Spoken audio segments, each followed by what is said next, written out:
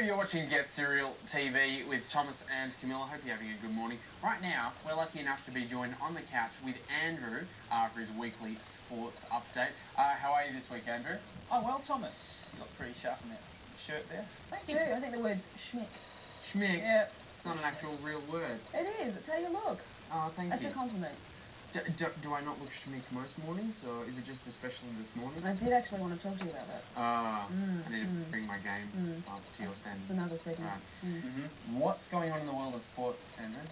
Well, I know the Australian Open's on, but I want to talk about cheese rolling. The Australian Golf Open? Or The Australian tennis. Sorry, not the Australian Open. The French Open in Wimbledon.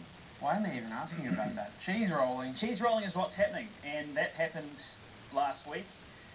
So what's happened there is it's an annual event held in Gloucestershire, and basically people roll cheese down a hill, 33-metre slope in the Cotswolds region, and the key things are 18 people got injured because one person got like a spine injury. How are they getting injured though?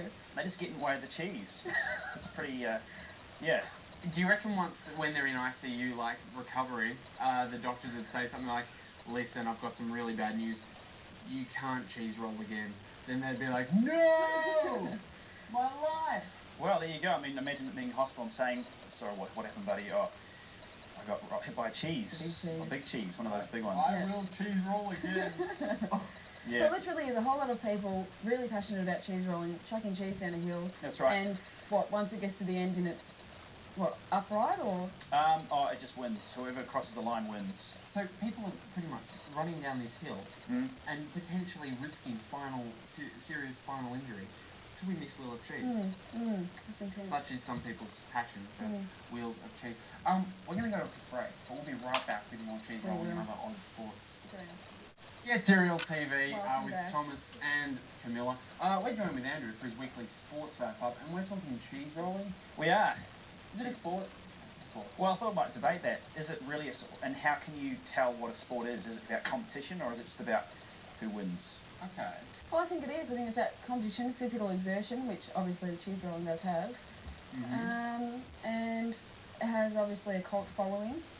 I don't know if physical exertion is necessarily one. I mean, darts is a sport, and it's up for debate whether that actually challenges your physical ability. I think you work up a sweat with darts. Really? The darts game I played anyway. Opinions? Well, it's fine. There's a winner, and an Australian man won the men's event, obviously, and a Kiwi won the women's event. So we've got like obviously a proud history of cheese rolling. So that's cheese rolling. I thought we'd also touch on before we go about prisoner cycling. So the Tour de France is coming up very shortly, and almost 200 prisoners in France are going to cycle around 2,300 kilometres across France, 17 towns, lots of languages, a bit of food, but they're going to stay in hotels, not prisons. How are they going to make sure that these prisoners don't just run away? Exactly. How are they monitoring that situation? Like a massive sort of cage around them, like following them. Or maybe those tags that they wear to keep them monitored. Snipers on little. I like what you're thinking. Good question. 2 words. 124 guards. What about cheese rolling, just in case? Oh, get him! Bang. There you go. Cheese on ice. There you go. The future of security. There you go. Shooting cheese at prisoners once they escape. I don't think that would work. They'd probably just, fall over and eat the cheese. It's just an after meal.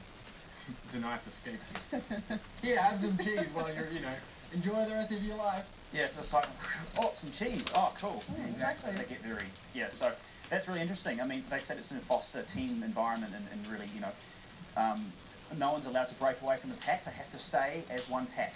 I wonder what the community think of that. I'm not sure they have much of through the town. Well, you've got guys on cycles, wearing big overalls probably, that says 3, 4, 5, 2. I don't know what they might be in lycra, special prison lycra. Oh, yeah. It's a whole new trademark. It's going to be big. Prison cycling, everyone's going to be in this lycra, and it's going to be a big fad for 2 years, and it's going to die down. So that's a criminal offence right there. Yeah, it is. Illegal cycling. Yeah, pull over. Do you have the license here? No, I'm actually in prison. A prisoner cycler. Oh, sorry. You keep going. You're probably going to hit me or something. It's fashion crime.